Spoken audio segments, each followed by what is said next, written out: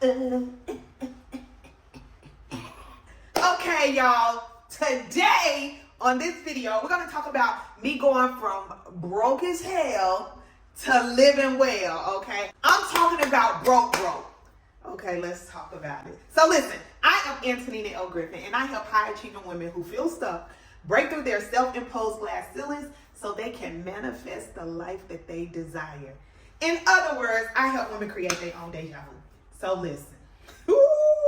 You know the saying, you were born poor, but I refuse to die poor? You can be born broke, but I refuse to die broke. Like, you can be born in poverty. And I want y'all to understand something. Poverty is a mindset, okay? Poverty is a mindset. And on this journey, I realized that I had to unlearn some stuff that my grandma taught me, and I had to relearn. I had to learn some things that the wealthy were doing, some habits that they were doing. So let's talk about how broke I was, y'all. And how I made the money and went broke again. So growing up, you know, motherless and fatherless child, domestic violence, molestation, went through my share of heartache and pain. My grandmother who raised me, she died when I was 18 years old and I had a 3-month-old son. But let me tell you something. When she died, we stayed in the projects, okay? I was born and raised in the projects. That's all I knew. Up until I was, 20? So my grandmother passed away when I was 18. I stayed in that apartment for 2 more years before I moved out into my own low-income apartment, y'all. And I thought I was about it. I thought I was getting it.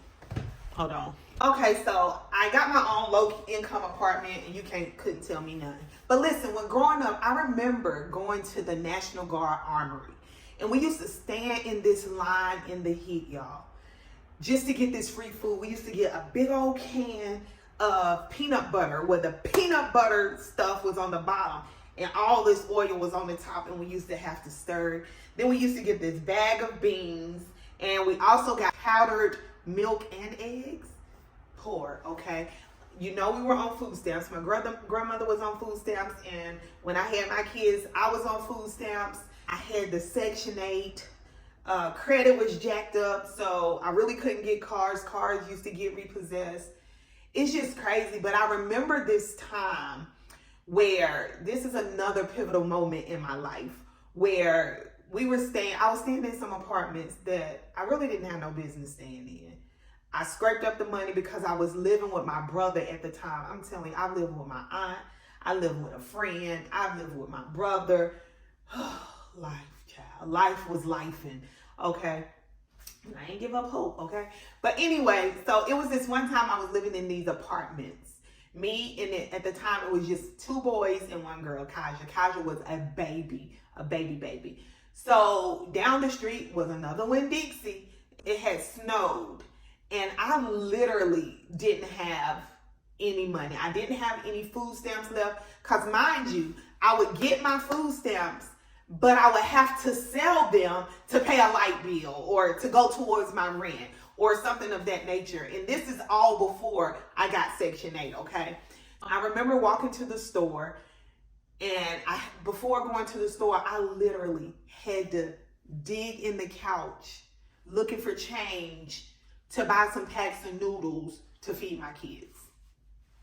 I'm talking about broke as hell. I'm talking about broke. Right? So I walked to the store. I never forget, in the snow. I was cold. But I had to go get some food for my children. So I was able to get them something to drink, some noodles, and I believe a snack. I ended up getting Section 8. And when I got Section 8 and got into church, my life literally changed. That's when I met my husband. And one thing about my husband is he believes in me, right? He's always invested into my vision. No matter what it is, my husband invests in me. So I must say I am blessed to have such a supportive, amazing husband. So while on Section 8, y'all, I was a little smart. I took my Section 8 voucher. We're in Greensboro, and I transferred it to Lexington. Lexington is where my husband is from, and he owns a house in Lexington. And this is before we got married, okay? So I transferred to Lexington. I moved in my husband's house. So here we are, shaking up, living together. He's getting my Section 8 voucher. So the government was paying for the rent, which was his mortgage. Then we had more because his mortgage was significantly less than what my voucher was worth. So he had money left over, and they sent me a check to pay for my light bill. So, and I got food stamps, and my husband was a sales manager at a dealership, so life was good, right? And one day, my husband got off of work because he afforded me the ability to stay at home. I didn't have to work. I stayed home with the kids. It was just amazing. And he was like, I want you to open this group home. And I'm like, open a group home? I don't know nothing about no group homes and things of that nature. So he was like, figure it out. He said, I believe you can do it. You have all the time in the world. I need you to make this happen. Y'all, when I say I was nervous yet determined, because one, he challenged me, but two, he believed I could do it. Now, mind you, a high school education, I don't know any of the lingo when it comes to group homes. So I started reaching out to people. I'll find somebody who say they'll do me a policy and procedure manual, and we'll give them the money and they'll run off with our money or give us some garbage policy and procedure manuals. So I just didn't know what to do, but I knew I had to do something. You see, every single day I worked towards getting this group home open. And every step that I every step that I would take, God would put somebody to lead me closer to getting this group home open. Now, mind you, this is the house that we are living in. So you have to have the house, you have to have it set up as a group home before you even get licensed. So we had to set it up as a group home, have exit signs in the house, separate beds. We were shacking then, but it was twin beds in the master bedroom where two people can stay in there. So he had to sleep in the twin bed. I slept in the twin bed. Y'all, I had to write my own policy and procedure manual. I had to figure things out. And I had to hire people who had a degree. And here I am with a high school education telling you, you can do whatever you want to do if you put your mind to it, if you believe in yourself. So my husband believed in me. I believed in me. I used to cry. So finally, one day, I remember listening to It's Over Now. I feel like I can make it. The storm is over now. So I listened to that song, and I remember getting up I worship God so much that I literally found myself underneath the desk in the room of the office of the group home. And I kid you not, that same day, we received a letter that we got our Medicaid provider number. Our Medicaid provider number was the last thing that we needed in order to start accepting these kids in our level 3 residential treatment facility. Now, y'all, from the time he gave me his vision of opening this group home, it took me a solid 2.5 years to get this group home open. It took me 2.5 years.